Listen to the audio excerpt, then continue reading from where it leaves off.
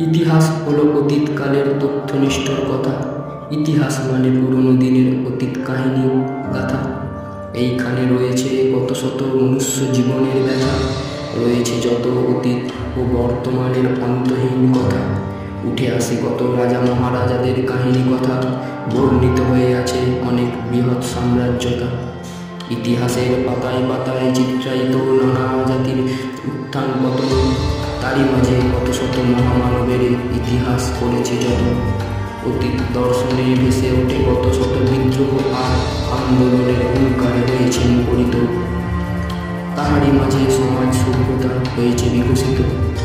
ইতিহাসের দৌলতে পৌঁছানো সম্ভব অতীত সভ্যতার দ্বারে, তাই তোমরা প্রতিনিয়ত স্মরণ করি তারে।